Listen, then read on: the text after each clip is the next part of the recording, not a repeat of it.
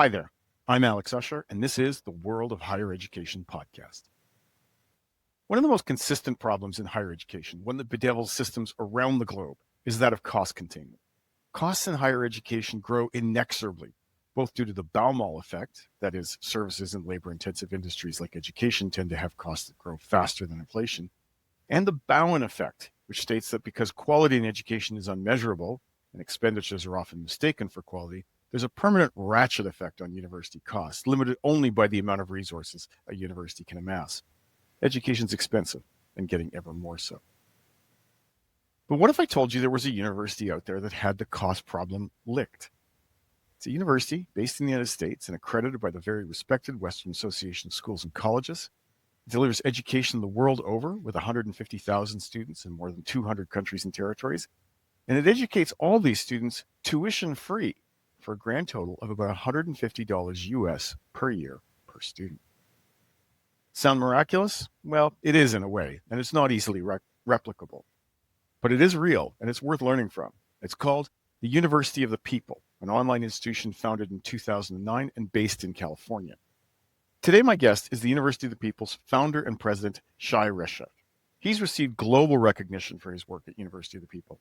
He's an Ashoka Fellow. He's one of Fast Company's most creative in business, named a top global thinker by Foreign Policy magazine, and most impressively, he was winner of the 2023 Yildan Prize for Educational Development, which is probably the highest form of global recognition in the field of education.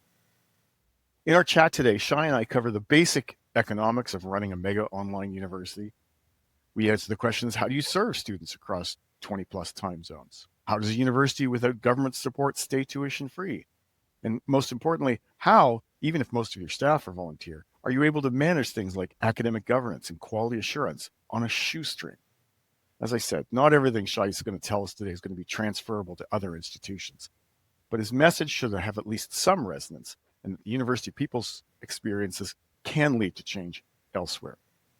But enough for me. Let's listen to Shai.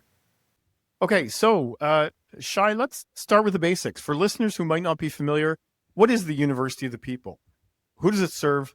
How does that make it different from a traditional university? So, the University of the People is the first nonprofit, tuition-free, accredited American online university that is there to open the gates of higher education for anyone in the world who is qualified but has no other way to attend higher education, either because it's too expensive, like the situation in the US, for example, or because they live in countries where there aren't enough universities. Africa would be a great example, or they're deprived for political reasons, refugees, cultural/political reasons, women in Afghanistan, or anyone else for any personal reasons. And we use the internet to bring higher education to them. And so how big is the institution? How many students do you have? Where are they from? And what's the breadth of programming that you offer?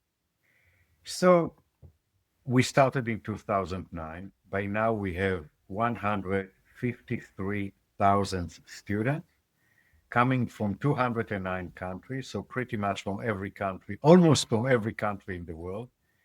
And the students that we have are people who either did not go to high school, did go to high school, but did not attend university, did not go to university afterwards, or people who start working and then realize that they need to work, or people from any other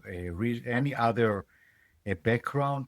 Because our students tend to be older, they're not 18 years old, they come to us in order to have a better future. So we only offer the degrees that are likely to help them find a job. Business administration, computer science, and health science undergraduate degrees, and graduate degrees in education, information technology, and business, meaning MBA. And so how much, I mean, that's huge, right? So this must cost an awful lot of money, and you're not you're not a public university in the sense that you're government funded and you're not charging tuition. What does it cost? How do you make ends meet? Well, first of all, we are non-profit, so we are not making money. We're making maybe some surplus, but not money. And we are tuition free, which means that students coming to us, they study for free, but when they get to the exam, we expect them to pay 140 US dollars per each, and of course, undergraduate degree. For those who cannot afford even that, and some of our students, especially from developing countries, they cannot afford even $140 per exam, we give them scholarships as much as we can. So about half of our students pay, the other half do not pay. However, we have a very lean operation. So our ability to be sustainable and still be tuition free is because we lean heavily on technology, because we offer only few degrees that are relevant for the job market, because we operate for many parts of the world where we can achieve quality at a reduction of price.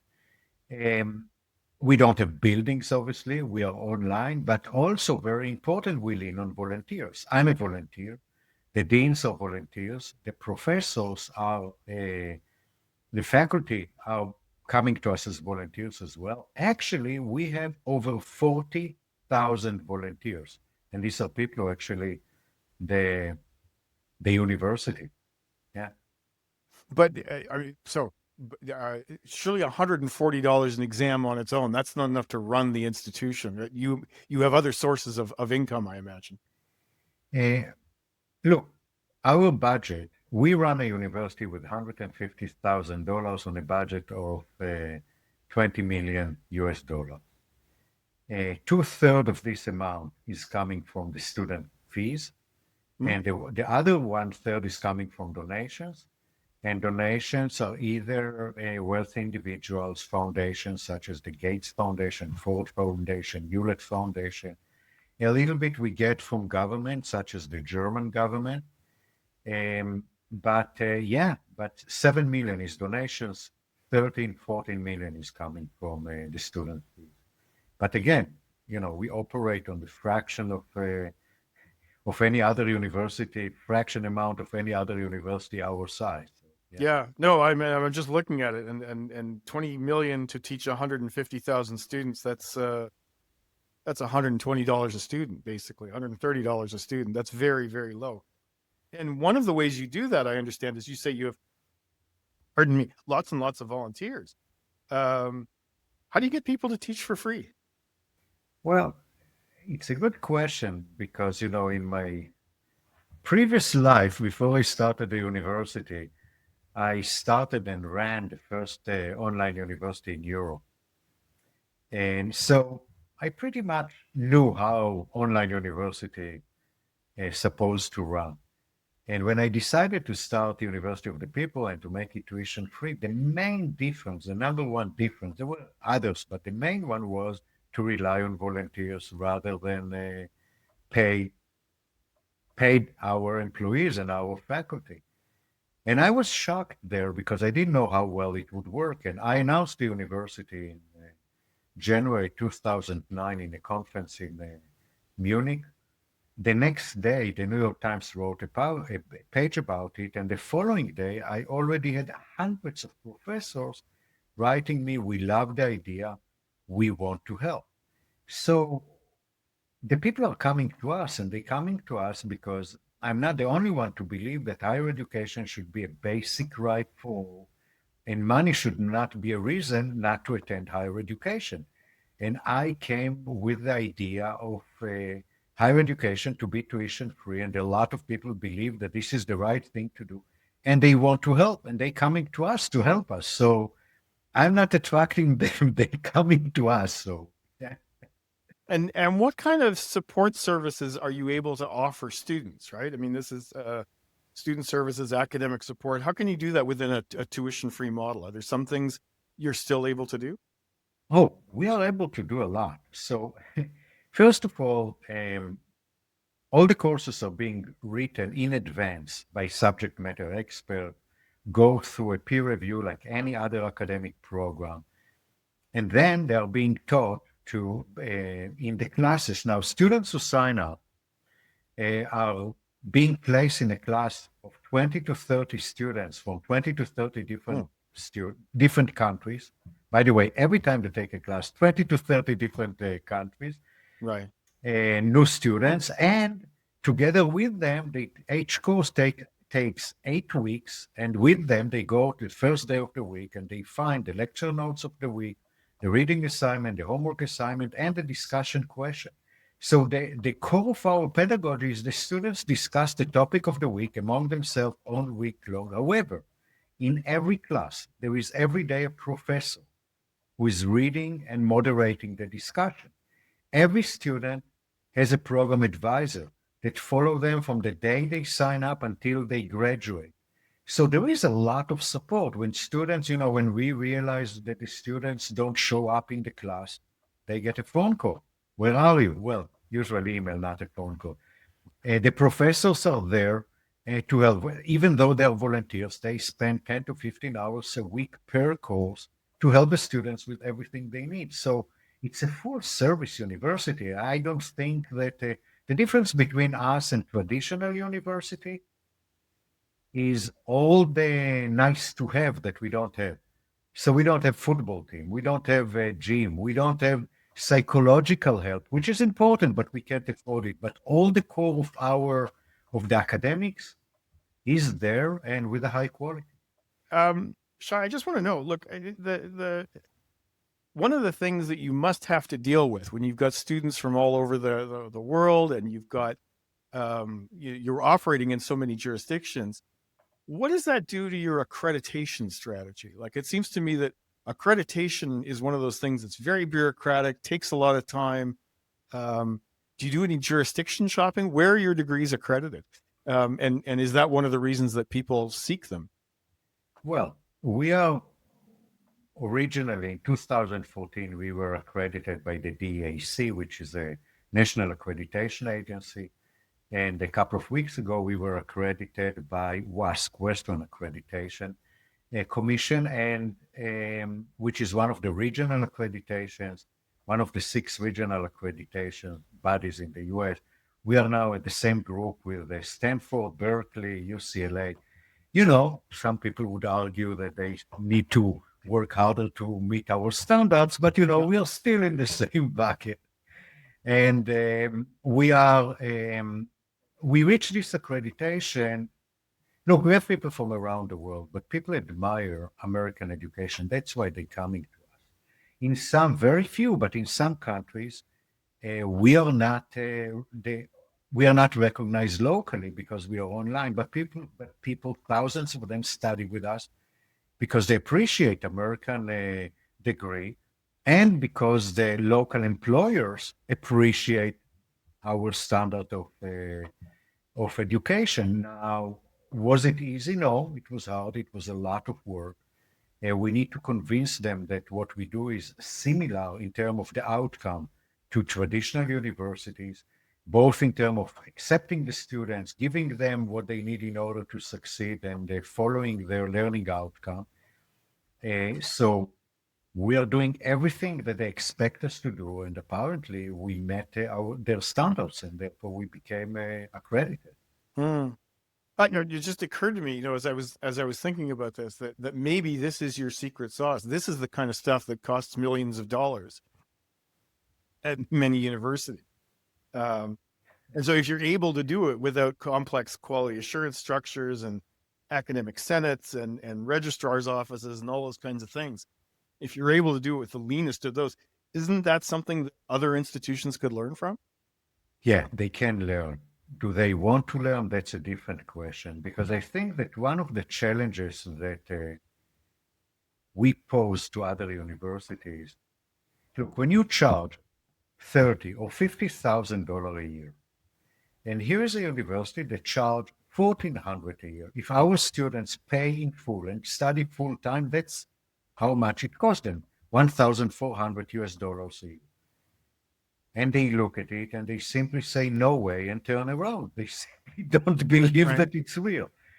So it is challenging for them. But our I think that our secret is that we build a new institution from scratch, and therefore we could choose what we do and what we don't do. Now, I'll give you one example which I think tells it all. When you look at a university our size, probably their admission office will have thousands of people reading all the resume of the students and their essays and look at social media to see if they are the real students and blah, blah, blah, and checking them as thorough as they can. We do it differently. We tell any students with high school diploma, simply come to us, take 2 courses. If you pass these 2 courses, you meet our standards, you get credit for these courses, you become degree-seeking students and continue with us. If you can't pass these 2 courses, you simply cannot continue with us. Now, when you think about it, not only that it's much better system, as much as I'm concerned, because we actually see that they can meet our standards. It's not theoretically how well the coach prepare them for the application, but how well they do in the class. But second, it saves us a ton of money because we don't need all this operation of admission. Just come in and show us that you're good. Well, it's operating differently and in much more efficient way. And I think that's our secret. It's not that secret, but Interesting. So listen, you've scaled up incredibly quickly. 15 years to get to 150,000 students, 15 years to be embedded in, I guess, every country in the world. What were the biggest hurdles in that scaling process? Like, were there places where you stumbled and said, "Wow, I'm not sure we can grow this quickly," or was it pretty smooth? um, well, first of all, if you ask me, my answer to the question would be, why aren't you, would be answering a different question, which is, why aren't you bigger than what you are? Simply because we are online and, there are no limits of seats in online. Nobody needs to stand in the back of the lecture hall, so we can double ourselves. Why don't we double ourselves? I think so I'll start by answering that question by saying that the main challenge that we have is that most people in the world haven't heard about us. And I myself, when I go anywhere and people ask me what you do, and they say University of the People, I'm shocked if anyone knows what University of the People is. Most people in the world haven't heard about us, and definitely not the refugees and the people around the world who need us most. The second challenge that goes with it is that when these people approach us, we don't have enough resources to accommodate them. We have 4,300 Afghan women who are hiding and studying with us in Afghanistan. Well, we have 20,000 applicants there. We cannot accommodate them. So we accommodate 4,300, which is great, but we can't accommodate all of them. To answer your original question about the difficulties that we did encounter, look, there are some countries that do not accept online. And we'll simply stand out there and waiting for them to be much more open to the 21st century technology and means of teaching and accept us. So I think that this is the main challenge in many parts of the world. In lots of traditional universities, success is measured through things like research income, rankings. How do you measure success at University of the People? Well, the first thing is how many people I gave them the opportunity for higher education. And these are people who had no other alternative to what we are. And, I was once interviewed by someone who asked me, he was from Ivy League Students Journal, and he said, well, you're setting up competition to my institution. And what I said is that anyone that wants to go to your institution should do so. But we are there for those who have no other alternative. So the more people that we open the gates for, that's one measure of success. The second one, how many of them graduate and what they do when they graduate. And we have graduates who work with Amazon and Google and Apple and IBM and the World Bank. This is a sign of success. Now, I think that it's between how many people we gave them the opportunity and what our graduates do. We are there in order to help them have a better life.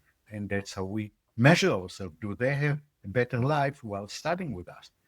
We don't think that we don't participate in any ranking competition, call it this way. We are not, many universities compete on how expensive they are. The more expensive, supposedly, the better they are. Yeah. Well, that's a weird industry to measure yourself this way, but it is what it is, and we are proud of being different and changing the model of higher education and make it accessible, affordable, and quality. Yeah. So a few days ago in the New York Times, you may have seen an article by I get the Russian writer Masha Gessen, and they talking about the attacks on higher education in the United States. They suggested that the correct model right now was the University of the People in Poland, which was a communist era free university, and that institutions in the U.S. would be better off simply teaching for free, getting as many students together as they can. And as I was preparing for this interview, it occurred to me, wait a minute, that's the University of the People. Um, I'm curious what you think about that argument. There's a lot of problems in U.S. higher education, even before Trump came. Are more approaches like University of the People the solution? So to start with, I read this very article, and believe it or not, we just sent them an email today saying the same thing. It's like you're talking about University of the People. I assume that they don't know about us, and that's otherwise. Yeah. Otherwise, they would talk about University of the People. I think that we are the future. I believe that every person should have the right for higher education. I think that universities should open their gates way wider than they do right now, because the more people are being educated, the better the country is. People have a better future. The country has a better economy. People are um, well-rounded individual with critical thinking. That's what the world needs. So I believe that higher education should be open to all. Now, the American system created amazing universities. You look at the top universities of the world, they are US universities. So I'm not against them. I'm against not having the opportunity for the rest of the people. And I think that what we show is that higher education can be accessible and affordable to all. And that's one of the reasons that we grow so fast, to show that this model exists and this model is sustainable, with the belief that others will follow this model in the US. And the challenge of higher education for various reasons exists almost everywhere in the world, and everyone can look at our model and replicate it, or ask us to help them replicate it, which we'll be gladly do. So yeah. So you've been around for, I think, just a little over 15 years. So if I ask you the question, what does the University of the People look like in 2040?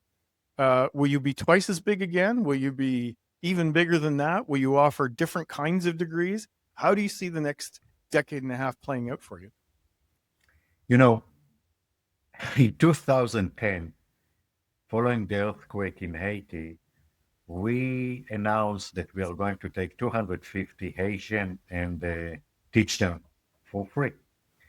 I didn't realize that following the earthquake, they live in tents, they don't have electricity, they don't have internet, etc. Anyway, but I came them when they started 2 months later. The first group of 15, 16 students started studying. I went there to welcome them, and I met a lot of students. And they asked me the question of what is the future of you people? And I said then, and I think that the answer is good now as well. We'll continue to grow, to serve more and more and more students until one day we'll wake up and realize that all the students in the world are being served. At that point, probably we'll go back to sleep and wake up with another dream. But until then, we have a long way to go. So we will continue growing. We will continue serving other people, and more people, and hopefully others will replicate what we do. So we don't need to educate the entire world. Shai Reshef, thank you so much for being with us today. Thank you very much for this interview. It was fascinating. Thank you. And it just remains for me to thank our excellent producers, Tiffany McLennan, Sam Puvek, and you, our viewers, listeners, and readers, for joining us. If you have any questions about this podcast or suggestions for future episodes, please don't hesitate to get in touch at podcast@higheredstrategy.com. Quick request from us, go to our YouTube page, subscribe to Higher Education Strategy Associates page, never miss an episode of The World of Higher Education. Join us next week when my guest will be John Stackhouse. He's the Senior Vice President at the Royal Bank of Canada and former Editor-in-Chief of the Globe and Mail in Toronto. He'll be with me to talk about a new post-secondary education program that RBC is undertaking, along with the Business Higher Education Roundtable and us at Higher Education Strategy Associates. I'll be asking in particular about the future of Canadian higher education and how better links can be forged between the university and private sectors. See you then.